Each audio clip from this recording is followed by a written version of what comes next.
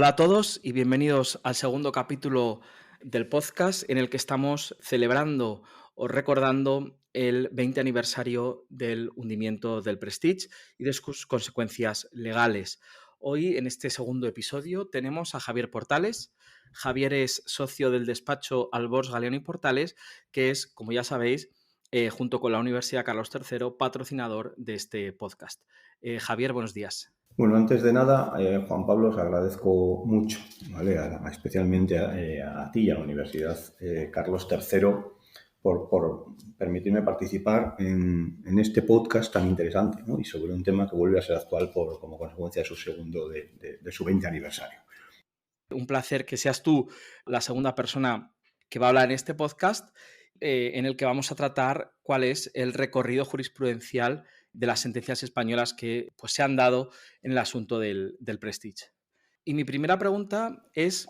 ¿por qué se enjuició criminalmente este asunto? ¿Por qué se enjuició criminalmente el asunto? Esa es una buena pregunta, porque tradicionalmente siempre los profesionales hemos considerado muchas veces que se criminalizaban asuntos marítimos innecesariamente. Y cuando digo innecesariamente es porque lo que subyacía en muchas ocasiones era el tratar de obtener compensaciones económicas como consecuencia de determinados accidentes, y un proceso penal pues no es que precisamente lo agilice, y me remito al significativo ejemplo del Prestige. Lo que ocurre, también es cierto, es que ha habido en el pasado en España sentencias dictadas en el ámbito penal que en asuntos marítimos han conllevado la quiebra de determinadas instituciones y determinados regímenes jurídicos especiales del derecho marítimo, y por tanto estratégicamente muchas veces se ha considerado que la vía penal era un buen recurso para intentar obtener resarcimientos económicos que de otro modo con las normas marítimas no se podría. Y el Prestige tiene algunos matices adicionales. Tiene también parte de esa estrategia, pero tiene algunos matices adicionales porque es verdad que teníamos ya en el Código Penal el delito medioambiental, y aquí, bueno, pues hubo muchos denunciantes que consideraron que la conducta del capitán del barco, principalmente también la del director general de la Marina Mercante, pues podían ser reconducibles a las exigencias de ese delito. Y además, el hecho de que el capitán hubiese desobedecido las instrucciones de las autoridades marítimas, que dio lugar incluso a que se presentase una denuncia en su contra durante los 6 días que transcurrieron desde el inicio de la situación de emergencia hasta el naufragio del buque, pues ya propició una investigación penal que fue adelante y que desembocó en el juicio oral. No olvidemos, en relación con lo que he dicho al principio de la respuesta, que este es un incidente de noviembre de 2002 y la sentencia de la Audiencia Provincial de La Coruña fue dictada el 13 de noviembre de 2013. Es decir, una fase de instrucción, de apertura de juicio oral, de celebración de juicio y de sentencia que sitúa el enjuiciamiento del asunto en primera instancia en prácticamente 10 años. Y Javier, coméntanos cuál fue la reclamación en este procedimiento y si era necesario acudir por la vía penal. Vamos a ver. La reclamación, Juan Pablo, la suma de cantidades que yo tenía registrada está por encima de los 4.000 millones de euros, concretamente 4.328.130 millones de euros. Y esto significa una gran parte de cantidades que reclamaba el Estado después de haber satisfecho reclamaciones de los particulares y haberse posicionado como si fuese esos particulares en la condición de perjudicados para poder recuperar esas cantidades, y luego otros perjudicados, incluyendo el Estado francés, que también sufrió daños, contaminación en sus costas. Esto en cuanto a las cantidades que eran objeto de reclamación. ¿Es necesario el delito si estamos en el ámbito de un proceso penal, como aquí ocurrió? Evidentemente, en España tenemos un sistema que por economía procesal implica que cuando concurre la existencia de un delito, el propio Tribunal Penal se pronuncia también sobre las responsabilidades civiles, es decir, sobre el resarcimiento económico. No en todos los países esto funciona así, pero también es verdad que tiene el inconveniente de que si después de un largo y tedioso procedimiento penal, como fue el caso del Prestige, no hay condena en el ámbito penal, el tribunal considera que no concurre un delito, entonces no se puede pronunciar sobre los resarcimientos civiles. Sería necesario para los perjudicados iniciar un nuevo procedimiento. Y hablando de esta sentencia primera de la Audiencia Provincial de A Coruña, ¿Cuáles fueron los aspectos más relevantes? Bueno, yo diría, Juan Pablo, esta es una sentencia donde cuando te enfrentas a su lectura llama bastante la atención, y lo digo casi en palabras del propio tribunal, el hecho de que pese a haber pasado por el tribunal, pues probablemente una gran parte de los mejores expertos, peritos, expertos en la materia, en materia de accidentes marítimos, concretamente para expresar sus opiniones que previamente habrían escrito en sus informes, y esto incluye la Comisión de Investigación de Accidentes Marítimos, ¿vale?, dependiente del Ministerio de Fomento, un perito judicial que también fue nombrado por el tribunal y, por supuesto, todos los testigos de los hechos, muchos de ellos también con conocimientos técnicos, pues al tribunal le causa cierta sorpresa o perplejidad las múltiples contradicciones que fueron apreciadas como consecuencia o durante las sesiones del juicio. Y concretamente hay una parte que creo que es conveniente revisar textualmente de la sentencia, que es cuando la sentencia, después de hacer sus consideraciones de hecho, comienza a establecer cuáles son los fundamentos y comienza diciendo, te lo digo literalmente porque creo que es muy interesante y muy revelador, dice: no debe ser verdad que hasta las cosas ciertas puedan probarse, porque en este procedimiento, después de casi 10 años de instrucción y 9 meses de juicio oral, solo se han probado aspectos adjetivos de lo ocurrido, pero no los sustanciales, desde la perspectiva del derecho penal. Y sigue diciendo, insisto que esto es la parte inicial, digamos, de lo relevante de la sentencia, y dice: en concreto, nadie sabe con exactitud cuál haya sido la causa de lo ocurrido, ni cuál debiera haber sido la respuesta apropiada a la situación de emergencia creada por la grave avería del Prestige. Dicho sea, independientemente de las múltiples y a veces curiosas hipótesis que se han sostenido sobre ambos extremos y que se analizarán más adelante. Es decir, la sentencia comienza en la parte relevante diciendo que el tribunal está bastante sorprendido de que no se ha podido probar nada de lo relevante. Y además de que ha habido hipótesis a veces curiosas. Sin duda se refiere a un estudio que realiza más adelante de que el incidente lo pudo causar una ola gigante, también como peritos defendieron a lo largo de las sesiones del juicio. Sobre esa base, al final el tribunal lo que hace es decir, de toda la prueba que se ha practicado, la valoración es que efectivamente parecía existir una falta de conservación y mantenimiento del barco. Ese es un hecho que tuvo que tener su incidencia en el resultado final, aunque claro, concurriendo con otros muchos factores, incluyendo el temporal, el remolque que se le dio al buque, etcétera. Entonces, en ese contexto, el tribunal dice: si solo tenemos como conclusión relevante una falta de conservación y mantenimiento del barco, dice, tampoco pudieron ser de gran magnitud porque el barco tenía todos sus certificados en regla. Y si el barco tiene todos sus certificados en regla, entendemos, salvo como se sugirió también en el procedimiento penal, que fuesen falsos, entonces entendemos pues que el barco en muy mal estado no podía encontrarse, porque si no, no podría tener esos certificados. Y el tribunal,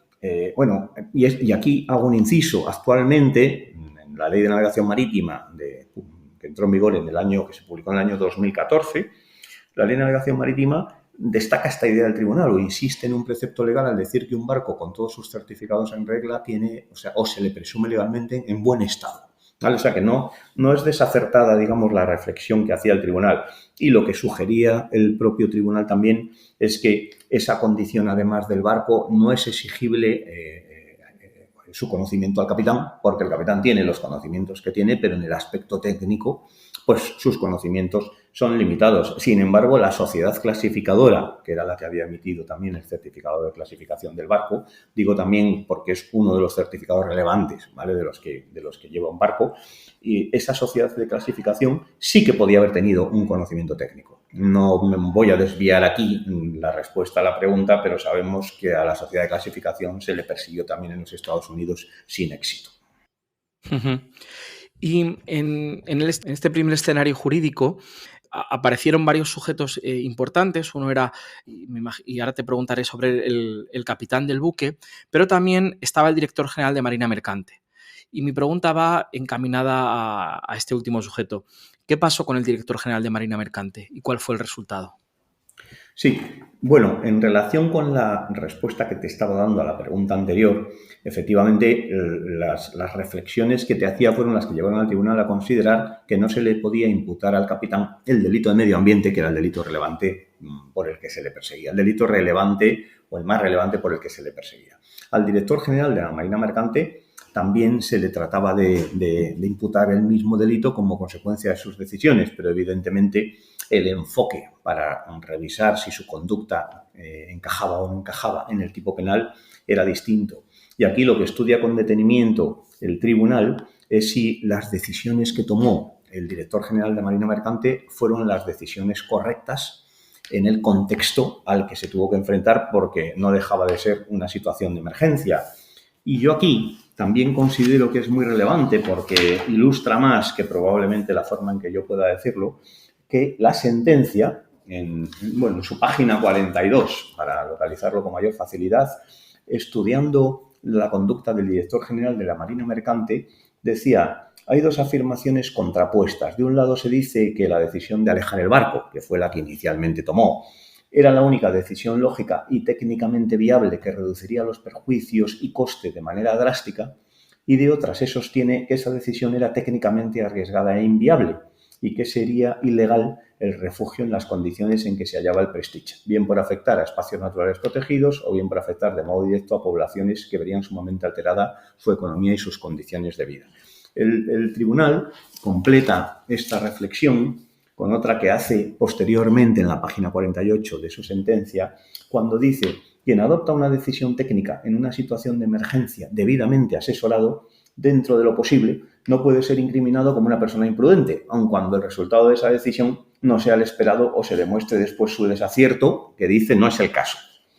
Dice: se ha alegado que se trató de una decisión técnica y política, con lo cual se alude a que tuvo un indudable contenido técnico, quizás discutible, pero razonable, que tuvo que asumir la autoridad responsable. Con una decisión que puede ser valorada políticamente, como se hizo en su día con una intensa y extensa intervención de la opinión pública, pero que al ser fundamentalmente técnica ha de valorarse esencialmente desde esa perspectiva. Y desde esa perspectiva, lo que el tribunal considera es que no se puede derivar responsabilidad porque el director general, en primer lugar, decidió inicialmente el alejamiento del barco, que parecía una decisión razonable, teniendo en cuenta, no olvidemos, que la crisis del Prestige duró 6 días e inicialmente el barco podía hundirse en cualquier momento, y posteriormente el director general mantuvo las decisiones que en cada momento el consejo asesor que le apoyaba pues también le fue recomendando. Y tanto esta sentencia como la sentencia del Tribunal Supremo posteriormente recordaban que tenía 4 subdirecciones, que contrastó el criterio también con un centro especial de investigación, que lo contrastó también con AITOF, que es un organismo privado, una entidad sin ánimo de lucro formada precisamente por armadores de buques petroleros, ¿no?, para obtener asesoramiento en este tipo de situaciones. Por tanto, no fueron decisiones tomadas en solitario, sin el apoyo necesario, y por tanto decisiones razonables que impiden considerar que pudo cometer ese delito. Como bien dices, se absolvió al director general de Marina Mercante, pero se condenó al capitán y a algún otro miembro de la tripulación no por delito medioambiental, sino por desobediencia. Te quería preguntar un poco sobre esto y cuáles fueron las consecuencias de que se les condenase por desobediencia. Bueno, concretamente, Juan Pablo, el tribunal, efectivamente, la audiencia provincial revisó la conducta que se imputaba al capitán como consecuencia de haber desobedecido órdenes de la autoridad marítima, que dio lugar, como apuntaba anteriormente, a una denuncia por parte de las autoridades marítimas ante un juzgado de instrucción. Y por simplificarlo al máximo, lo que ocurre es que durante varias horas, desde que llega el remolcador al costado del buque y la autoridad marítima española ordena al capitán que organice las labores correspondientes para permitir que el barco sea remolcado, el capitán alega que necesita instrucciones de su armador y que hasta que esas instrucciones no se reciban a bordo, no está dispuesto a permitir que el buque sea remolcado. Evidentemente, la colaboración del barco para que un remolcador pueda enganchar al barco es necesaria. Entonces, esta situación se prolonga durante varias horas. Las autoridades españolas exigían al capitán esa conducta y el capitán se apoyaba en que su compañía a la que él pertenecía es la que tiene que tomar ese tipo de instrucciones y además la empresa de remolque instruida o avisada por las autoridades marítimas con quien tenía que tener el contacto era con la compañía armadora, con la empresa naviera. Y, por tanto, ese era su argumento, pero la Audiencia Provincial considera que ese retraso de varias horas en permitir que el barco fuese remolcado, cuyas consecuencias fueron inciertas, evidentemente, pero que sí que constituía en ese contexto un delito de desobediencia por parte del capitán. Y así fue. En la sentencia le imputa ese delito de desobediencia, que, este es un matiz importante, no tiene como consecuencia que el capitán tenga que responder de todos los daños consecuencia del vertido causado por el barco, porque, insisto,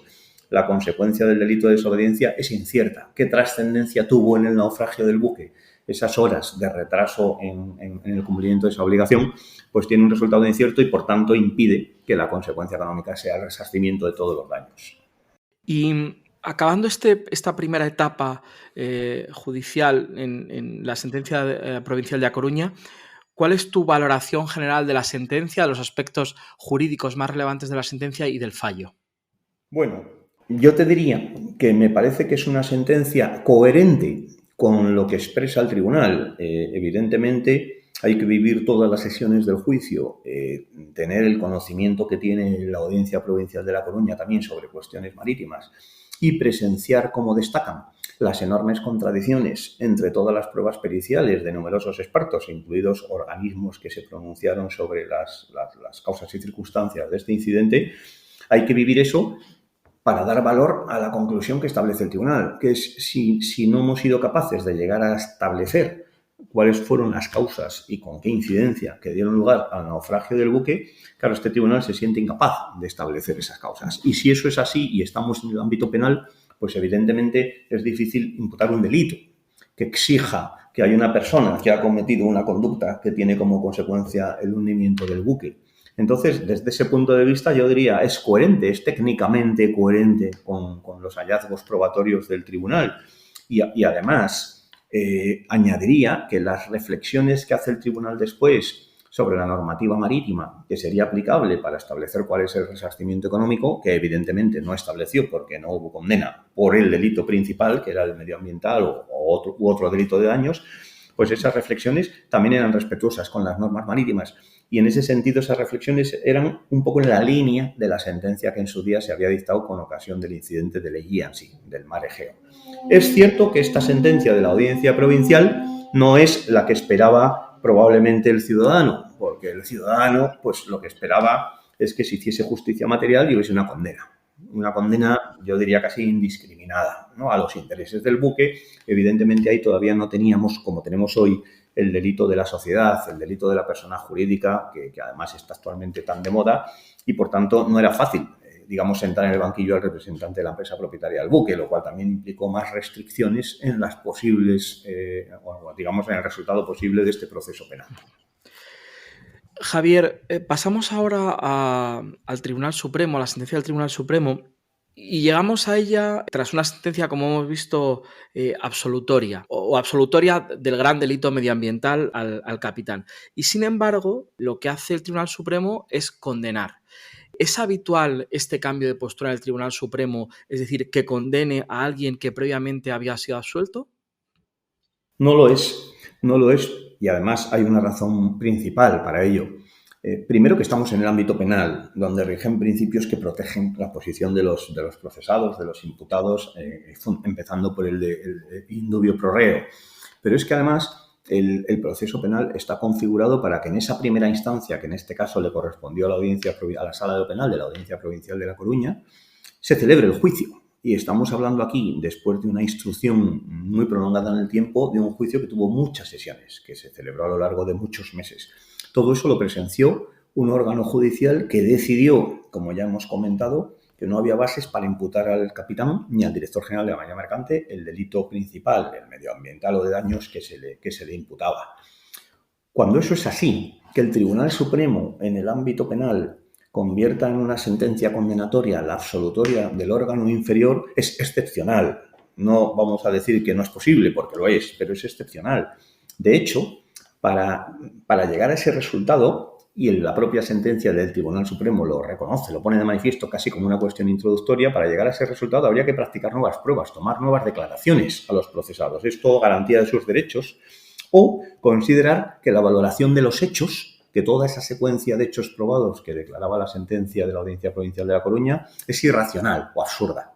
El Tribunal Supremo no entra en ninguno de esos dos ámbitos. Con lo cual, la única fórmula que le quedaba para llegar al resultado condenatorio que llega es considerar que la valoración jurídica de los hechos probados que llevó a cabo la Audiencia Provincial de La Coruña fue errónea.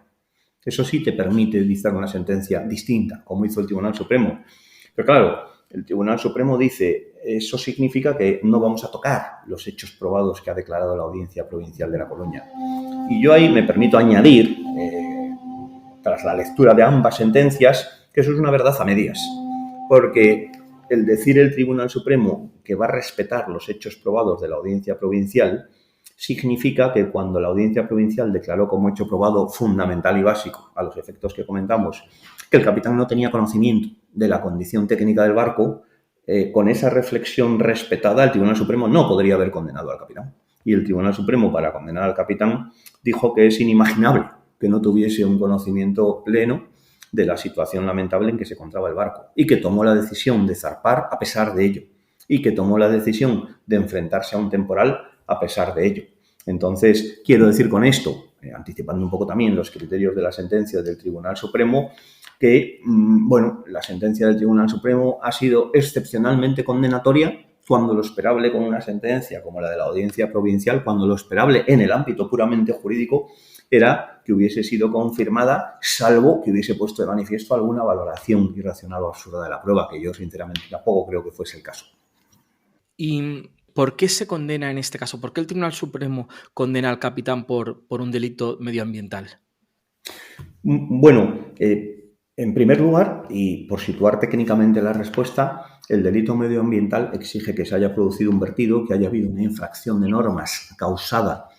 por una conducta dolosa, que significa intencionada, o por una conducta gravemente culposa, y que además se haya creado un riesgo importante o grave para el medio ambiente. ¿Vale? Aquí, evidentemente, el vertido existió, el riesgo también. Lo que faltaría por estudiar o por concluir es si hubo una conducta del capitán de ese nivel, de grave culpa, ¿vale? O de grave negligencia. Y el Tribunal Supremo concluyó que sí, que a pesar de las reflexiones de la Audiencia Provincial, el capitán, consciente de todos los problemas que tenía el barco, decidió zarpar, y ahí abre una categoría o subcategoría de problemas que considera el Tribunal Supremo, que también son relevantes, y es que el barco no tenía operativo el piloto automático, que el barco no tenía operativo unos serpentines de las calderas que le habrían permitido calentar el fuel para realizar trasvases, y que tampoco tenía debidamente operativo el sistema para dar remolque, lo cual significaba que en caso de tener que dar remolque, como ocurrió, pues iba a haber un retraso, ¿vale?, en la ejecución de esa operativa. Digamos, son aspectos que si los aislamos no sabemos qué incidencia pudieron haber tenido en las consecuencias que se produjeron, pero que para el Tribunal Supremo configuran un lote de problemas que el capitán conocía en origen y que ignoró o despreció. Además, en un puerto en Estonia, donde el barco hizo una escala, después de haber zarpado de San Petersburgo, pues parece que sobrecargó 2.000 toneladas de producto, que estamos hablando de 70 y pico mil toneladas las que llevaba el barco, pues tampoco en principio se establece cuál sería la incidencia de una puntual sobrecarga de 2.000 toneladas, pero es un hecho que también añade el Tribunal Supremo. Luego la desobediencia a las órdenes de las autoridades y además el enfrentarse en esas condiciones a un temporal. Yo diría que esos fueron básicamente los aspectos que para el Tribunal Supremo eran suficientes para imputarle al capitán un delito medioambiental. ¿Y por qué no, en este caso, al director general de Marina Mercante? Bueno, el Tribunal Supremo prácticamente mantiene el mismo criterio que sostuvo la Audiencia Provincial en su sentencia, al considerar que el director general de Marina Mercante, que al director general de Marina Mercante no se le podía imputar un delito. El Tribunal Supremo revisa su actuación y dice que su actuación, claro, cuando se enfrenta a una situación de emergencia como la que se enfrentó, no significa que no exista ninguna norma o manual de funcionamiento de referencia. Hay un Plan Nacional de Contingencias que está regulado por una orden ministerial del año 2001. En ese momento, y además que tiene el apoyo de un convenio, el Convenio Internacional de Cooperación, Preparación y Lucha contra la Contaminación, Convenio de Londres de 1990, son normas, digamos, que amparaban el protocolo que el director general de Marina Mercante debía seguir en una situación como esa, además de apoyarse con todos los expertos. El Tribunal Supremo, ya lo había anticipado antes en respuesta a otra pregunta, insiste en el apoyo técnico al que recurrió el director general para valorar debidamente su conducta, que además a mí eso sí que me parece que es correcto. Efectivamente, si vamos a enjuiciar si el director general a cargo de una situación de emergencia toma decisiones que son constitutivas de delito, pues evidentemente lo primero que habrá que ver es si las toma en solitario o fueron decisiones colegiadas, porque entonces se complica mucho más la posibilidad de imputarle a él un delito. Y además se llega a comentar en las sentencias, creo que en la propia sentencia del Tribunal Supremo, aunque no estoy seguro, creo que quizás también en la de la Audiencia Provincial, hay un punto que se destaca y es que es difícil pensar que, a pesar de ser el director general de la Marina Mercante, no estuviese tomando decisiones que le venían dictadas desde arriba. Y se destaca que, aunque nunca el director general descargó responsabilidades, que además es verdad, porque ha prestado posteriormente declaraciones, no digo ya a nivel judicial, sino declaraciones para la prensa, etcétera, y nunca ha descargado responsabilidades hacia otras personas o hacia otras personas fundamentalmente superiores, pero los tribunales destacaron que es difícil pensar que las tomase tan en solitario, sin que le viniesen marcadas determinadas pautas desde más arriba, también como un factor a valorar, aunque no sea evidentemente el determinante. Pero bueno, que tomaba decisiones con el apoyo de 4 subdirecciones generales, con el jefe de prácticos, con un centro de investigación sobre contaminación accidental de las aguas, con el organismo, la entidad privada AITOF, a la que me he referido con anterioridad. Y entonces, en definitiva, el Tribunal Supremo considera que no se le puede imputar un delito. Se dice, es cierto que hubo una orden inicial de alejamiento que podía tener fundamento y luego se critica que no tomase la decisión de darle refugio al barco. Bueno, la decisión inicial se toma en un contexto en el que todavía no se sabe que vamos a estar o que va a permanecer el barco 6 días a flote antes de sufrir su hundimiento, de provocarse el naufragio. Pero es que además el Tribunal Supremo también destaca que la posibilidad de darle refugio, el más apropiado habría sido el puerto de Corcubión, que no era tan sencillo, ni una solución tan evidente, porque había que revisar si las condiciones de viento facilitaban o no facilitaban el acceso, si el posible daño que causaría al ecosistema medioambiental era también un factor que lo desaconsejaba. No olvidemos que el barco estuvo también muy cerca de las costas portuguesas y ordenaron alejarse al convoy de remolque. O sea, es decir, que digamos que estábamos, yo lo resumiría así, ante una posición o ante unas decisiones como mínimo controvertidas y sin que ninguna de ellas fuese lamentablemente buena o fuese la única que debía considerarse correcta, aunque soy consciente de que sobre esto se ha escrito mucho y se ha criticado mucho. Y ya para acabar, Javier, ¿cuáles fueron las consecuencias en materia de responsabilidad por daños? En materia de responsabilidad por daños, evidentemente aquí sí, al condenar el Tribunal Supremo al capitán por el delito medioambiental, esa condena penal ya tiene como consecuencia el resarcimiento con las limitaciones que establezcan las normas legales de los daños que se produjeron, que eran reclamados y que fuesen considerados válidos tras la revisión de todas las reclamaciones en el proceso penal. Aquí hay 2 cuestiones fundamentales. Estamos ante un incidente de contaminación marina causado por un buque petrolero que transportaba más de 2.000 toneladas de hidrocarburos persistentes. Eso significa que se aplicaba un convenio internacional, que es el convenio conocido como CLC, Convenio de Responsabilidad por Contaminación Marina, de 1992. Ese es un convenio que establece para todos, para los aseguradores del barco, para el capitán y para el propietario registral del barco, que es el único responsable, de acuerdo con las normas del propio convenio, con exclusión de otras entidades que puedan estar involucradas en la operación del barco, la posibilidad de limitar responsabilidad en función del arqueo del barco hasta unos determinados máximos. Esos máximos se establecen sobre una unidad monetaria, que es el derecho especial de giro, que en el caso que nos ocupa, convertido entonces a euros, eran 22.777.986. Cantidad que el asegurador de protección e indemnización del barco, digamos la mutua inglesa que aseguraba los riesgos de la explotación del barco, consignó en el juzgado de Corcubión el 16 de junio de 2003. para desentenderse de esa forma del importe máximo de la responsabilidad que las normas establecían como obligatorio. De alguna forma, satisfizo la exigencia de cumplimiento de la norma, dado que pagar ese importe no dependía de si existía o no existía responsabilidad civil o penal del capitán o de algún otro tripulante del barco. Y este importe se complementaba con otro convenio internacional, que es el del Fondo Internacional para resarcir los daños causados por la contaminación,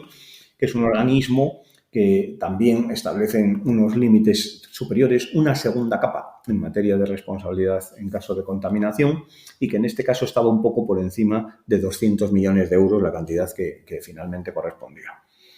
Claro, el considerar que a pesar de la condena por el delito que se le imputó al capitán y a pesar de las cantidades elevadísimas que eran objeto de reclamación, debía quedarse en estas cantidades, pues no es algo que el Tribunal Supremo aceptase con facilidad. Estos convenios internacionales que establecen esas limitaciones económicas, y ahora me centro fundamentalmente en el que fue un poco más el caballo de batalla de las reflexiones del Tribunal Supremo, que es el primero que he mencionado, el convenio CLC. Esa norma internacional dice que esa cantidad, la que se consignó por encima de los 22 millones de euros, será la limitación máxima en cualquier escenario por todos los daños que se hayan podido causar, salvo que el tribunal aprecie que la conducta, en este caso del capitán, como inicial autor del delito, fue una conducta muy grave y cometió el delito a sabiendas de que se iban a producir todos esos daños. Esto es una especie de barrera legal que contiene la norma internacional para que no pueda ser quebrantada. Ese, digamos, fue el pacto internacional en su momento alcanzado. Aquí el Tribunal Supremo considera que todas esas circunstancias que llevan a considerar que el capitán cometió el delito medioambiental también sirven para entender que su conducta fue gravemente temeraria y que cometió la conducta consistente en zarpar con un barco en esas condiciones, pues prácticamente a sabiendas de que el resultado final sería el que se produjo. Lo cual es decir mucho, pero en definitiva sirve para que el capitán tenga que responder ilimitadamente de los daños y no de acuerdo con las normas de ese convenio. Eso no agota la cuestión porque, evidentemente, por cuestiones de solvencia, lo importante es qué pasa con el propietario del buque, el empleador del capitán, y qué pasa además con sus aseguradores. Respecto al propietario, que también podría acogerse a esa misma limitación económica, pues el Tribunal Supremo mantiene una reflexión similar. Dice que evidentemente el propietario responde como empleador del capitán y que conocía igualmente el estado de mantenimiento y conservación del barco y que a pesar de estar el barco con todos sus certificados en regla, su conducta también habría que considerarla como temeraria. Y aquí hace una reflexión curiosa al tribunal que yo creo que es un poco también por desconocimiento de determinados aspectos del mundo marítimo, de la operativa marítima, y es que dice, parece dar más importancia, al menos a efectos de la sentencia, que a los certificados del barco, al hecho de que grandes petroleras como BP o Repsol tenían vetado al Prestige por razones de su edad y por algunas razones de incumplimientos documentales. El Tribunal Supremo parece decir, pese a que tenga sus certificados en regla, el hecho de que estas compañías como estas no tuviesen aceptado ese barco en su régimen de vetting, que es el nombre técnico que tienen esa clasificación por parte de estas entidades, pues el Tribunal Supremo considera que ese es un dato absolutamente relevante. Por tanto, y en resumen, el Tribunal Supremo dice que el propietario tampoco puede limitar su responsabilidad de acuerdo con esa norma internacional. Dice, porque creo que es bastante ilustrativo, la sentencia del Tribunal Supremo en la página 54, que a tenor de todo lo expuesto en relación con el potencial contaminante de la carga que el buque transportaba, es claro que estamos ante un caso de culpa o negligencia civil que alcanza cotas suficientes por parte de la propiedad, del propietario del buque, para entender que actuó temerariamente, con desprecio consciente y deliberado de los graves riesgos que implicaba su actuación. Digamos que esta frase simboliza mucho cuál era la reflexión por parte del tribunal. Y para terminar está la conducta del asegurador. El asegurador, digamos, de protección e indemnización, que es en definitiva el asegurador de las responsabilidades operativas del barco, que es el que puso en el tribunal o consignó en el tribunal la cantidad que el Convenio Internacional de 1992 le obligaba a consignar, tanto a él como al propietario del buque o al capitán. Y pese a haber consignado esa cantidad, pues lo que hace el Tribunal Supremo es entender que en la medida en que, existiendo un contrato de seguro que cubría hasta $1 billón americanos, este asegurador no compareció en las sesiones del juicio para explicar y defenderse de por qué, pese a haber consignado en su momento 22 millones, no tenía que pagar hasta el máximo previsto en la póliza de seguro, pues dice el Tribunal Supremo que esa falta de comparecencia en el juicio para dar todas esas explicaciones se convierte en razón suficiente para dar prioridad al límite máximo que estaba en la póliza de seguros y condenarle a pagar $1 billón USA. Esto, de nuevo, yo me permito añadir, esto que puede ser una satisfacción, una solución que el ciudadano encuentre más satisfactoria. Sin embargo, técnicamente debo añadir que en el ámbito de los expertos del mundo marítimo, del mundo del derecho marítimo, pues ha sido severísimamente criticada. También a nivel internacional, en foros como el Foro Inglés, pues se ha cuestionado hasta qué punto España ha sido respetuosa, ¿no?, a través evidentemente, la actuación de su Tribunal Supremo en el cumplimiento de un convenio internacional que previamente tenía firmado. Y Javier, una última pregunta. Me da la sensación de cuando uno lee la sentencia, y quería saber tu opinión rápida,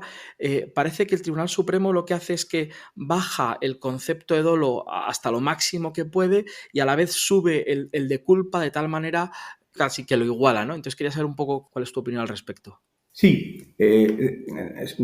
respondiéndote de forma sencilla, Juan Pablo, para no entrar en excesivos tecnicismos, tenemos ahí un poco de problema porque España, el derecho marítimo es internacional, esto es notorio. España es parte de muchos convenios internacionales que tienen regímenes similares al que estamos comentando. Es decir, en el mundo marítimo, pues por razones diversas que no da tiempo ahora a comentar, lamentablemente, hay normas que establecen que para determinados incidentes hay que satisfacer unas cantidades máximas. Y la excepción al hecho de poder limitar los resarcimientos económicos a esas cantidades es una excepción que está siempre conectada con una conducta que sea casi intencionada. Está así descrito en los convenios internacionales. Y eso, en todos los países, se convierte al final en algo infranqueable, porque conducta intencionada, la realidad es que en la práctica no concurre, salvo en actos deliberadamente terroristas o similares. ¿Qué pasa? Que en España, desde hace muchos años, el Tribunal Supremo desarrolló una teoría, en virtud de la cual, y como muy bien decías en la pregunta, elevando mucho